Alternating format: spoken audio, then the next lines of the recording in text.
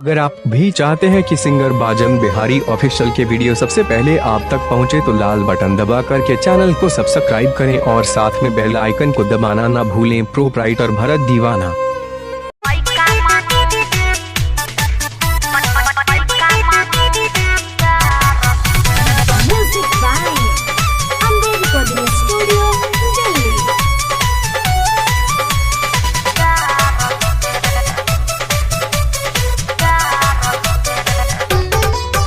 कवन कमी बकैले हो तोहरो भतार कहाँ जालू तू काई के सोलहो सिंगार। अरे का कहीं हम कैसे कहें कवन कमी बकैले हो तोहरो भतार कहाँ जालू तू काई के सोलहो सिंगार। पाला नहीं खे कपड़ल बरियार से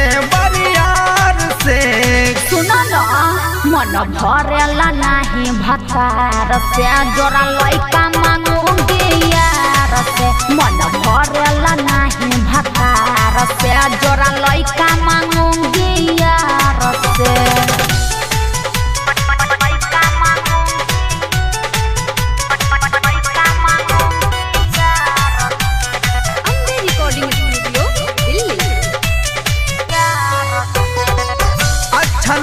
खूब करत मैडम ऐसे आगुता के चढ़ली जवानी में रहलू धधा के।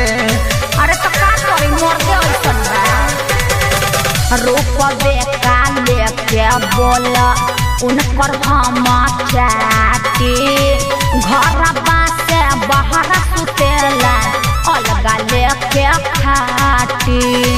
अरे तनिको ना कम सभी तोहर जोड़ीदार से मन भरेला नहीं भतार से जोरा लइका मांगूंगी यार से। मन भरेला नहीं भतार से जोरा लइका मांगूंगी यार से।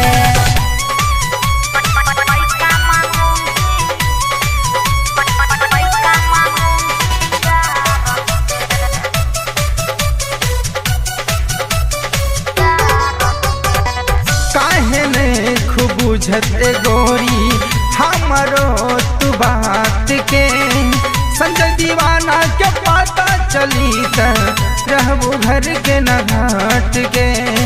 अरे बतिया सुना ना 4 साल से ज्यादा हमारो शादी के हो गईल बाजन बिहारी से अभिले मुसबोना भई। अरे एकदम बहुत अपन गाँव पटदार से मन भरेला नहीं भतार से जोरा लइका मांगूंगी यार से। मन भरेला नहीं भतार से जोरा लइका मांगूंगी यार से। कवन कमी बकैले हो तोहरो भतार कहाँ जालू तू काई के सोलहो सिंगार। पाला नहीं खे कपड़ल बरियार से सुनो ना मन भरेला नहीं भतार से जोरा लइका मांगूंगी यार से। मन भरेला नहीं भतार से जोरा लइका मांगूंगी यार से। Ambe recording studio Delhi. Singer बाजन बिहारी ऑफिशियल के वीडियो इसी तरह देखने के लिए तो हमारे चैनल को सब्सक्राइब करें, साथ में घंटी को जरूर दबाएं। प्रोप्राइटर भरत दीवाना ऑफिशियल। धन्यवाद।